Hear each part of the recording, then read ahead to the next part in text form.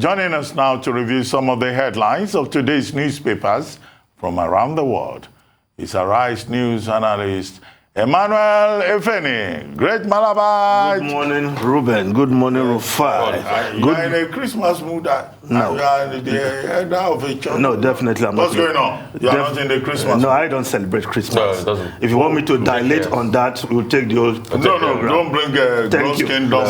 So leave that out. The God's Kingdom Society, like so your church does not celebrate Christmas. like many serious Christian organizations, don't celebrate. Okay, please, can we I said, don't go there. Mr. Efeni, wow. Like many serious Christian organizations? Well, I celebrate. Good morning, Wow. Victoria I Tundu love MKO Abiola. Good pastor here from morning, another Mr. denomination. Fenny. Yes. And I'm still going to wish you a Merry Christmas. Yes. I insist upon it. He won't answer. He won't answer. Merry Christmas, Mr. Efeni. Merry Christmas. He doesn't think that Christmas is on December 25, right? But let's leave that. And it's of pagan origin. Okay, please. I told you, she don't go there. Efeni, I will deliver a lecture. No. Moving on. We're going to have this argument. Happy Christmas. I will see you after the show. Now let's start the review with this day, Nigeria's newspaper of record. The lead story, Buhari in Borno promises to cater for families of dead, wounded soldiers, says with new hardware, military more prepared to flush out terrorists. But we also have to look at the headline, the lead story of Daily Independent, also from that visit.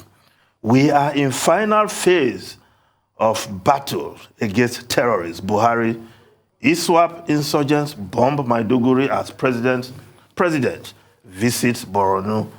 Now, that visit, of course, morale-boosting visit to the troops who are in the forefront of fighting the insurgency that has bedeviled Nigeria for many years now. The right hardware arriving after 6 years of President Muhammadu Buhari's administration. And we hope this will be the game changer. But like Ruben said earlier, no one president can tell us when this will end.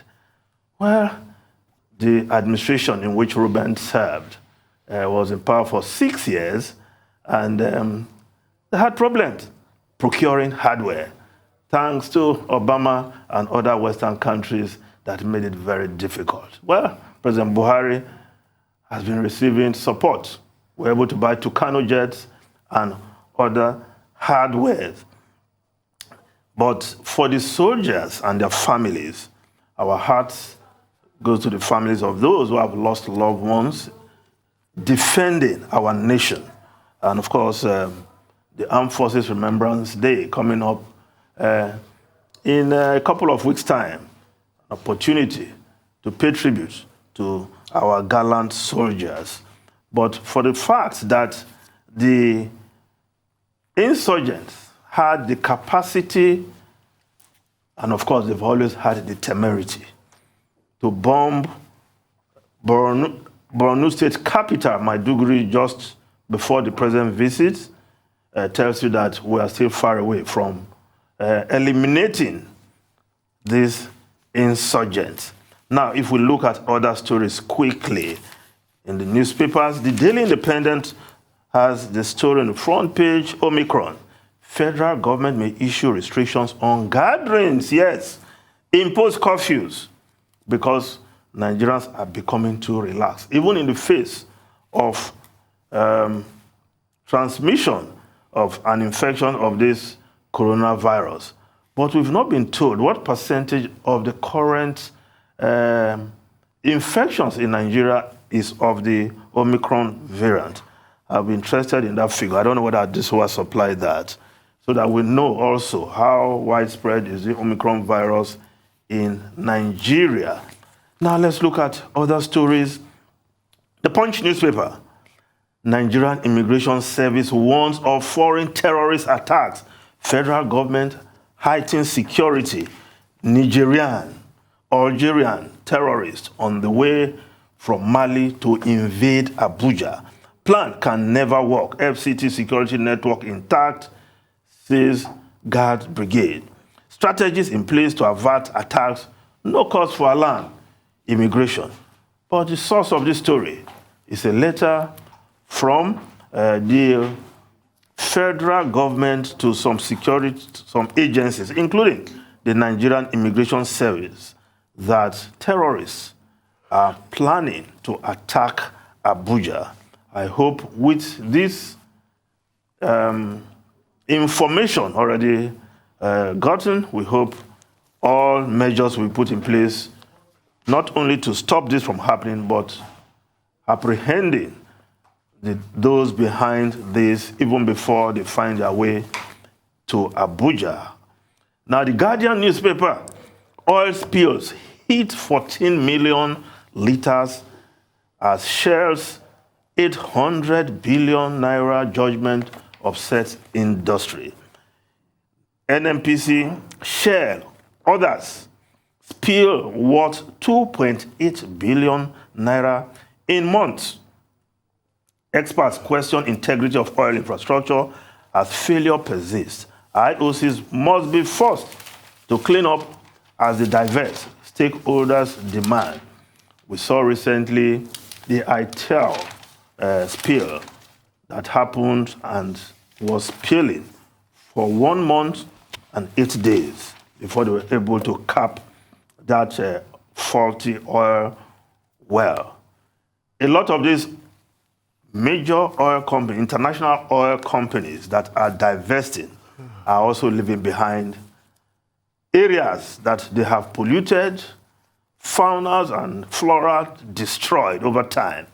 They must be held accountable to clean up so that the new investors don't say, oh, we were not the ones who caused it. Because when we in the Niger Delta say, give us 10%, put 10% in the Petroleum Industry Act, you say take 3%. But we take 100% of destruction and pollution. Now, the Business Day newspaper, how inflation exchange rate stalled real estate sector's growth. After the gloom and inertia that defined the real estate sector in 2020 due to the negative impact of the coronavirus, the sector entered 2021 with ambitious steps that moved it quickly in the direction of recovery and growth. But both recovery and growth, in spite of everything, were slowed midway by macroeconomic factors. The Business Day reporting there. Now, the New Telegraph newspaper, COVID-19, infected travelers besieged airports. Despite positive PCR tests, they are roaming about instead of isolating. Fan cries out. Omicron spreads rapidly around the world, report. Experts outline actions to accelerate vaccine coverage for LMICs. This is a worrying development that people who are infected are mingling with others at the airports, and FAN is crying out. How come we cannot take these people out of the airport, force them out of the airport so that they don't infect other travelers? The Vanguard newspaper, year-end services. Federal government restricts religious gatherings to 50% capacity. We have over 20 million doses of COVID-19 vaccine, federal government, to begin deployment of vaccines nationwide, says booster vaccines not different from first, second doses.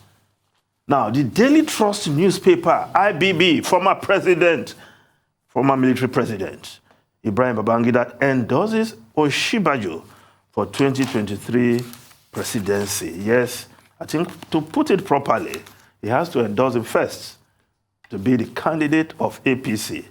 Then he will face other candidates on the platforms of other parties. But if IBB is throwing his weight behind Oshibajo, well, many have said, if a man has been the vice president for 8 years, he has a head start.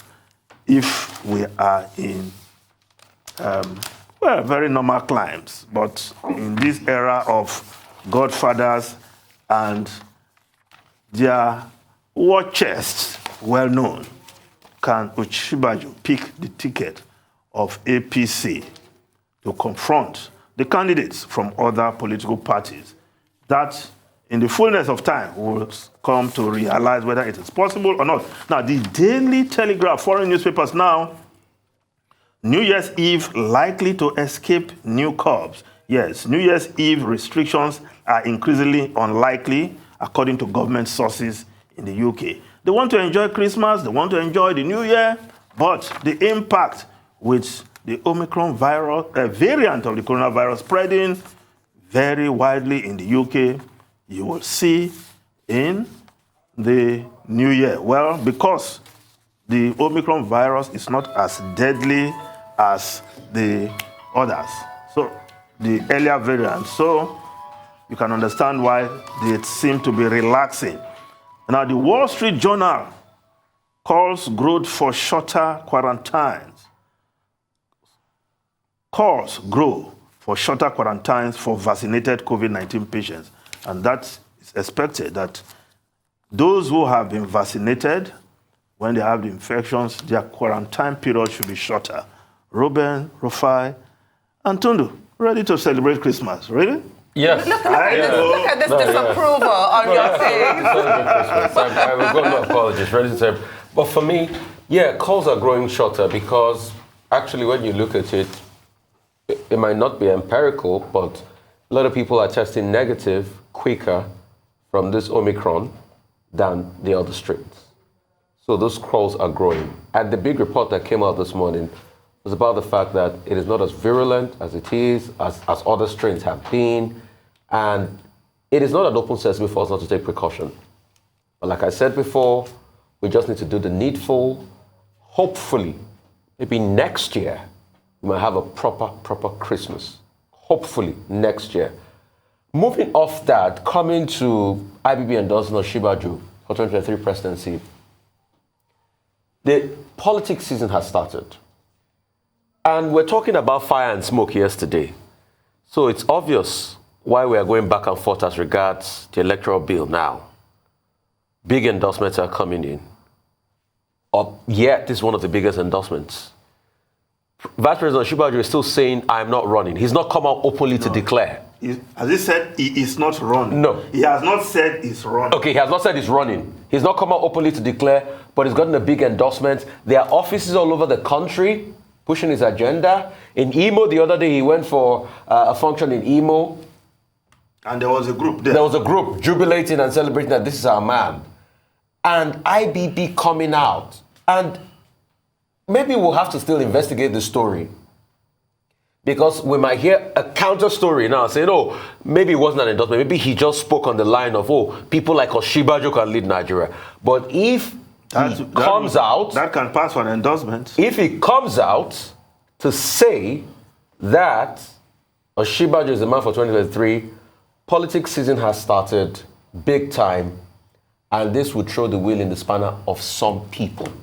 Well, I don't think we need to split hairs over whether President Babangida is saying Osinbajo Professor Yemi is a good person for the office or not. You recall, he gave a famous interview in which he defined the age range within whoever is going to be the next presidential for, and in which he talked about what should be the credentials of such a person. Yeah, clearly, Professor Osinbajo will seem to fit the bill. He has the experience, he has the competence, he has the panache, and he has demonstrated the ability, to show that he has the intellect. Maybe Nigeria wants to go the way of Mexico. At a time, the Mexicans decided they wanted only intelligent people. But at the end of the day, it didn't work in Mexico. But what I think is important in this regard is that, the vice president himself, if he's interested, he should come out. He should have the confidence, the courage to say, look, yes, if you give me the chance, Nigerians, I would like to lead you after my boss leaves the office. All this hanky-panky that people are doing, I don't find it impressive. If tomorrow I decide that I want to lead Nigeria, I will say so. It is left to you, Efeni, are you interested, Rufai, Dr. Abasi? and Tundu, to say you don't want to vote for me. But I will say, well, I think I'm ready. You know, and I will come out. I will not play push-up. I will not be diffident in such a way that at the end of the day I will come and say, hey, it's my people that said I should come. What kind of lily-livered approach is that? No, at the appropriate leave time. that, if any. You know you are not celebrating Christmas. We are celebrating Christmas. So I should keep quiet. No. That is an issue we will take up after this program. Now, Union Bank, I want to go to that point. I want to go back to Union Bank. If I was confident that you have earned more supporters this morning by your proximity, closeness to Tunde Lemo, the new guys. No, he's my brother. I know you have earned. No, but let's go back to Union Bank. Yes. Wow. Our money. That is, I don't know how much I have there. But that's what they have to protect. Because if you look at the history of Union Bank, you know, Access Bank wanted to take over Union Bank. They changed their mind. They took over Diamond Bank. Oh, everybody has been trying to take over our bank. Now, it's Titan that is taking over the bank. I hope they are also aware that that bank has liabilities. There is a Supreme Court judgment. You know, I don't want to go into the details about liabilities. Yeah. Are they going to take over the assets and the liabilities? And are they going to say they want to change the name of the bank? They should not change the name. Some of us are attached to that name. And we hope the old school, as the new owners have promised, that they are going to make the bank better, bigger, stronger, more reliable, you know, for the benefit of depositors like us that are involved. Well, they will attached to the bank. The new guys will do due diligence. They must have done but let them not change the name of the bank. Because Access, I think they changed the name of the bank. When another bank took over Intercontinental, they changed the name of the bank. No, in the case of Access, they call it merger, some call it merger, some call it takeover of Diamond. Yeah, I see Emefiele, CBN governor, he likes mergers and acquisitions. But that's not the subject for now, for us to consider whether mergers and acquisitions are necessarily the way to go. Okay? Okay. Merry Christmas. Merry Christmas. You cannot drag me to your celebration. Merry Christmas. All right.